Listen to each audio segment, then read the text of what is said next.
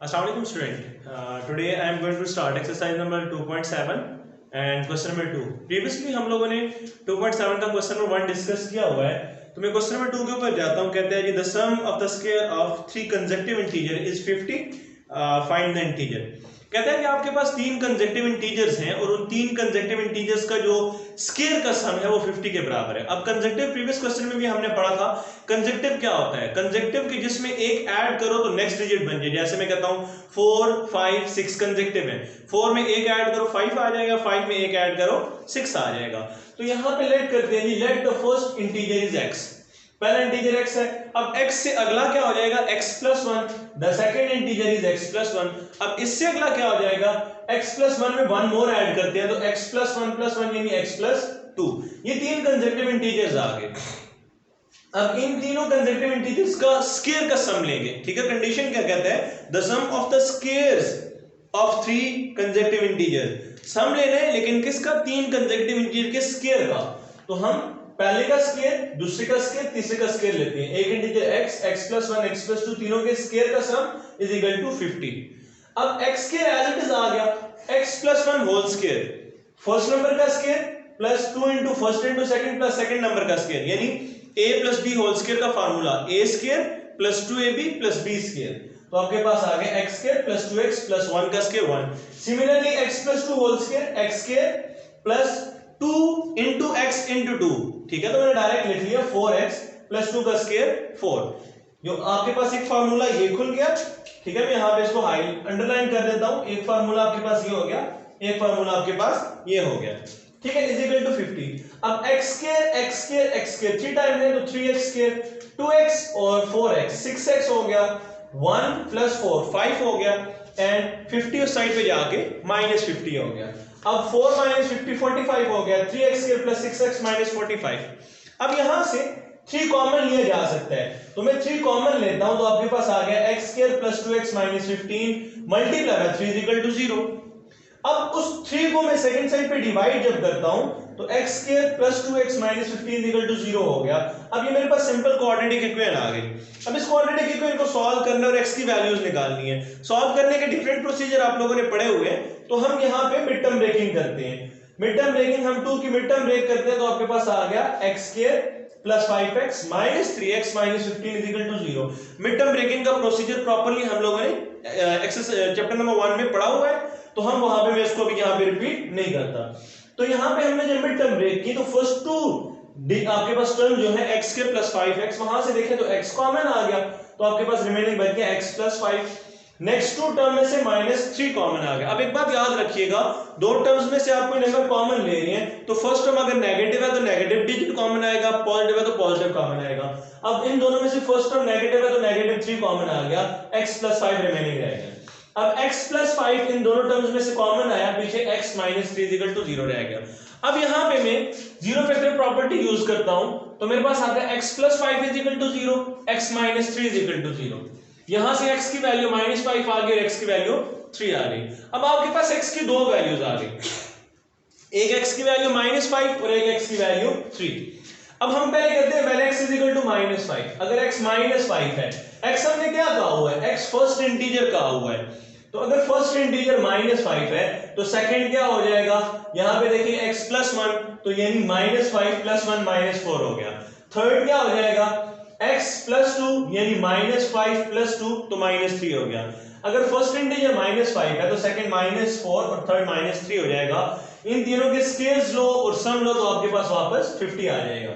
अगर x 3 है फिर क्या होगा? अगर फर्स्ट इंटीजर 3 है तो सेकंड इंटीजर 3 में 1 ऐड करो 4 और 4 में 1 ऐड करो 5 हो जाएगा. तो ये दो पॉसिबिलिटीज आपके पास हैं कि अगर आपके पास ये 3 इंटीजर हैं या ये 3 इंटीजर हैं, इनके स्क्वायर का सम करो आपके पास 50 के बराबर आता है. Question number 3. क्वेश्चन नंबर 3 में कहता है the length of a hall is 5 metre more than its width. If the area of hall is 36 metre square find the length and width of hall. आपके पास लेट कर लेते हैं कि late जो हॉल की लेंथ है, विड्थ है वो x है. अब जो लेंथ है वो कहता है कि 5 मीटर से ज्यादा है, तो मैं क्या कर लेता हूं? Length is equal to x plus 5. ठीक है ना, और एरिया 36 गिवन किया हुआ है. अब आपको एरिया का फार्मूला पता होना चाहिए. Area is equal to length multiply by width. तो एरिया की जगह पे एरिया की वैल्यू 36 गिवन थी, वो डाल दी। लेंथ x प्लस 5 था, विड्थ आपके पास x थी, प्रोडक्ट दिया x square plus 5x is equal to 36। 36 को सेकंड साइड पे शिफ्ट किया, x square plus 5x minus 36 is equal to 0। एक क्वाड्रेटिक इक्वेशन बन गई। अब जैसे सिंपल क्वाड्रेटिक इक्वेशन को सॉल्व करते हैं वैसे क्वाड्रेटिक इक्वेशन को सॉल्व करेंगे। चैप्टर नंबर 1 के अंदर हमने सारा क्वाड्रेटिक इक्वेशन को सॉल्व करने में ही गुजारा। तो x square plus 9x plus 4x minus 36 is equal to 0। Mid term breaking की, फर्स्ट टू टर्म से x कॉमन लिया, लास्ट टू टर्म से -4 कॉमन लिया, अगेन x प्लस 9 दोनों में से कॉमन लिया, रिमेन x माइनस 4 बच गया। तो आपके पास दो प्रोडक्ट आ गए, प्रोडक्ट होके 0 के बराबर। तो जीरो प्रोडक्ट प्रॉपर्टी यूज करता हूं या जीरो फैक्टर प्रॉपर्टी। तो x plus 9 is equal to 0 and x minus 4 is equal to 0। तो यहां पे आपके पास x की वैल्यू -9 एंड x की वैल्यू 4 आ गई। अब x को हमने क्या कहा हुआ था? x को अगर आप यहां पे देखें तो x को आपने विड्थ कहा हुआ था। जब x को आपने विड्थ कहा है तो इट्स मीन दैट कि आपके पास विड्थ कभी भी नेगेटिव नहीं हो सकती। मेजरमेंट, आप किसी भी चीज की मेजरमेंट करते हो वो नेगेटिव नहीं हो सकती। तो x can not be negative. अगर x नेगेटिव नहीं हो सकता तो it's mean that x is equal to 4। x हमारे पास क्या होगा? 4 होगा। ओके, तो length can not be negative, ठीक है, x can not be negative. x negative नहीं है तो फिर x की हम ये वाली वैल्यू नहीं लेते, x इज इक्वल टू -9 को हम नहीं लेते, हम x इज इक्वल टू 4 को ले लेते हैं। तो जब x इज इक्वल टू 4 को लेंगे तो x को तो विड्थ कहा हुआ था, तो विड्थ इज इक्वल टू 4 हो गया। अब विड्थ की वैल्यू मिल गई, x की वैल्यू मिल गई, दूसरी लेंथ फाइंड करना डिफिकल्ट नहीं रहा। लेंथ और विड्थ के दरमियान ये रिलेशन था कि लेंथ विड्थ से 5 मीटर ज्यादा थी, तो हम विड्थ के अंदर 5 ऐड कर देंगे। तो हमने क्या किया, x प्लस 5 यानी 4 plus 5 which is equal to 9। आपके पास 9 आंसर आ गया। नाउ क्वेश्चन नंबर 4 कहता है कि the sum of two number is 11। दो नंबर है, उनका सम 11 है and sum of their square is 65। उन्हीं दो नंबर्स के स्क्वायर का सम करो तो 65 के बराबर आता है। Find the number. अब इन दोनों नंबर्स के दरमियान आपस में कोई रिलेशन क्वेश्चन के अंदर डिफाइन नहीं किया गया। प्रीवियसली जो मैंने क्वेश्चन किए, इन तीनों क्वेश्चंस में आपके पास दोनों क्वेश्चन में आपके पास एक रिलेशन डिफाइन था। पहले उसने कहा कि consecutive integers, consecutive integer mean कि उन इंटीजर्स का आपस में एक लिंक मौजूद है कि एक इंटीजर में 1 ऐड करें दूसरा बन जाएगा, उसमें 1 ऐड करें तीसरा बन जाएगा, तो लिंक मौजूद। नेक्स्ट में उसने लेंथ और विड्थ की जब बात की तो उसने कहा लेंथ और जो है वो विड्थ से 5 मीटर ज्यादा है, तो मतलब दोनों का आपस में एक रिलेशन बन गया, लिंक बन गया। लेकिन यहाँ पे उसने दो नंबर्स जो हैं, जो भी नंबर्स उसने लेने का कहा, जिनका सम 11 का और जिनके स्क्वायर्स का सम 65 का, उनके दरमियान कोई रिलेशन नहीं बताया। तो मीन एक को फिर मैं x ले लूंगा, अब दूसरे को मैं x की शेप में नहीं ले सकता क्योंकि मुझे रिलेशन नहीं गिवन, तो दूसरे को मैं y ले लूंगा। Let the first number is x and the second number is y। अब फर्स्ट कंडीशन क्या कहता है? The sum of two integer is, the sum of two number is 11। तो हमारे पास जो दो नंबर है उनका सम 11 है। और सेकंड आपके पास कंडीशन क्या कहता है? The sum of their square is 65। उनके स्क्वायर्स का सम 65 है। तो यहां पे दो इक्वेशन डेवलप हो गई, x plus y is equal to 11, x square plus y square is equal to 65। अब हम प्रीवियस एक्सरसाइज पे जाते हैं, एक्सरसाइज नंबर 2.6 के ऊपर। एक्सरसाइज नंबर 2.6 के ऊपर हम लोगों ने जो फर्स्ट 4 क्वेश्चन किए वो कुछ इस टाइप के थे कि एक आपके पास लीनियर इक्वेशन है, एक आपके पास क्वाड्रेटिक इक्वेशन है। आप उनसे कैसे सॉल्व करते हो, उनको कैसे सॉल्व करते हो, तो जैसे आप वहां पे सॉल्व करते थे सेम वही प्रोसीजर लेके आप इनको सॉल्व करोगे, ठीक है। x की वैल्यू भी निकालोगे, y की वैल्यू भी निकालोगे। आपके पास एक x की वैल्यू निकल आएगी, उस x की वैल्यू के कोरिस्पोंडिंग दो y की वैल्यू, यानी दो आपके पास सेट्स बन जाएंगे, ठीक है। तो आप इस क्वेश्चन को खुद सॉल्व कर सकते हैं, इसको खुद प्रैक्टिस कीजिएगा। क्वेश्चन नंबर 5 के ऊपर जाता हूं। Question number 5, the sum of the square of two number is 11। दो नंबर्स हैं, उनके स्क्वायर्स का सम 11 है। One number is two more than other. अब यहां पे उन दोनों नंबर्स के दरमियान रिलेशन बता दिया गया कि एक नंबर दूसरे नंबर से 2 ज्यादा है। तो late the first number is x and the second number is x plus 2। दोनों में रिलेशन मौजूद है तो दोनों को मैं इन शेप ऑफ x लिख सकता हूं। एक नंबर x है, दूसरे को क्या कर दिया x प्लस 2। अब उनके जो स्क्वायर्स का सम है, यानी उन दोनों का स्क्वायर लो और आपस में सम कर दो।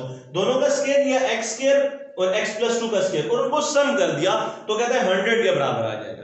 इसको फर्दर सिंपलीफाई करते हैं, x square x plus 2 whole square को जब ओपन करता हूं x square plus 4x plus 4 आ जाता है is equal to 100। x square 2x square हो गया 4x 4 minus 100 is minus 96 is equal to 0। एक क्वाड्रेटिक इक्वेशन आ गई। इस क्वाड्रेटिक इक्वेशन से 2 कॉमन लेता हूं। जब 2 कॉमन लेता हूं तो आपके पास आ जाता है x square plus 2x minus 48। ठीक है, इस 2 को उस साइड पे डिवाइड कर देता हूं तो x square plus 2x minus 48 is equal to 0। एक क्वाड्रेटिक इक्वेशन आ गई। अब क्वाड्रेटिक इक्वेशन आप सॉल्व कर सकते हो। इस क्वाड्रेटिक इक्वेशन को आपका होमवर्क है कि इसको आप सॉल्व करोगे। सॉल्व करने के बाद आपके पास दो आंसर आएंगे। ठीक है, वो जो दो आंसर, दो भी पॉसिबिलिटीज आएंगी। पहला आंसर आपके पास कोई भी आता है, आप उसको x कहोगे और सेकंड वैल्यू फाइंड करोगे x प्लस 2। देन दूसरा जो आंसर आता है सेम उसको x कंसीडर करोगे और x प्लस 2 फाइंड करोगे तो आपके पास दो पेयर्स बन जाएंगे नंबर्स के जिनके स्क्वायर का सम 100 के बराबर होता है। Okay, now question number 6। Question number 6 में कहता है the area of rectangle field is 252 square metre. कोई भी रेक्टेंगुलर फील्ड है हमारे पास, उसके एरिया 252 स्क्वायर मीटर है। The length of its side is 9 metre longer than its width. उसकी जो एक साइड है, एक लेंथ है, वो उसकी विड्थ से 9 मीटर ज्यादा लंबी है। ठीक है, रेक्टेंगुलर फील्ड है, this mean that length and width बराबर नहीं होंगे, तो जो उसकी लेंथ है वो विड्थ से 9 मीटर ज्यादा है। कहता है फाइंड इट्स साइड्स। तो हम लेट करते हैं, let width is equal to x। तो लेंथ 9 मीटर ज्यादा है तो x प्लस 9 हो गया। ठीक है जी, area is equal to 252 square metre. अब जैसे हम लोगों ने क्वेश्चन नंबर 3 किया था हॉल के लिए, एक रेक्टेंगुलर हॉल, डेफिनेटली हॉल था रेक्टेंगुलर था, तो वो जो क्वेश्चन सॉल्व किया सेम उसी की तरह ये क्वेश्चन सॉल्व होगा। आपको विड्थ भी दे देगी, लेंथ भी दे देगी, एरिया भी दे दिया गया। तो एरिया का formula length multiply by width लोगे, उस फार्मूला के अंदर वैल्यूज पुट करोगे एंड सिंपलीफाई करोगे तो बिल्कुल क्वेश्चन नंबर 3 की तरह सॉल्व होगा। ये आपके होमवर्क के तौर पे छोड़ रहा हूं। Question number 7, one side of rectangle is 3 centimeter less than twice the other। Statement को बहुत गौर से सुनिएगा। one side of rectangle, rectangle की एक side is 3 centimeter less than 3 centimetre less है twice the other, दूसरे के डबल के। यानी एक साइड जो है दूसरी साइड को अगर डबल करो तो उसके डबल से 3 सेंटीमीटर कम है। हम लेट कर लेते हैं, let width is equal to x, width x है, जो लेंथ है, लेंथ इस विड्थ को डबल करो, विड्थ को डबल करके उससे 3 निकाल दो तो उतनी है। ठीक है जी, तो हमने उसको लिख लिया, विड्थ का डबल मतलब 2x और 2x से 3 मीटर निकाल दिया तो 2x माइनस 3। तो ये विड्थ आ गई, लेंथ आ गई, दोनों का again relation. Area is equal to 54 square metre. अब ये क्वेश्चन भी बिल्कुल ऊपर वाले क्वेश्चन की तरह ही है, लेकिन स्टिल मैं इसको सॉल्व कर देता हूं। Area is equal to length multiply by width, area length multiply width के बराबर। अब एरिया भी हमारे पास गिवन, लेंथ भी गिवन, विड्थ भी गिवन, लेकिन लेंथ और विड्थ दोनों इन शेप ऑफ x है, इन टर्म ऑफ x। तो वैल्यू पुट कर दी, 2x minus 3 into x, product खा के 2x के माइनस 3x हो गया। 54 सेकंड साइड पे शिफ्ट किया तो माइनस 54 हो गया। 2x के minus 3x minus 54 is equal to 0। अब AC फार्मूला यानी mid term breaking 2 multiply by 54, A और C को प्रोडक्ट दिया तो आपके पास आ गया 108। जब 108 आ गया तो उसकी मिड टर्म ब्रेकिंग की तो -12 प्लस 9 आ गया। ठीक है जी, तो 2x के minus 12x plus 9 minus 54 is equal to 0, ये आपके पास आ गया। अब फर्स्ट टू टर्म में से 2x कॉमन लिया, x माइनस 6 बच गया। लास्ट टू टर्म में से 9 कॉमन लिया, x माइनस 6 बच गया। अगेन x माइनस 6 इन दोनों में से कॉमन लिया तो 2x प्लस 9 बच गया। अब जीरो फैक्टर प्रॉपर्टी या जीरो प्रोडक्ट प्रॉपर्टी यूज करता हूं तो x minus 6 is equal to 0 and 2x plus 9 is equal to 0।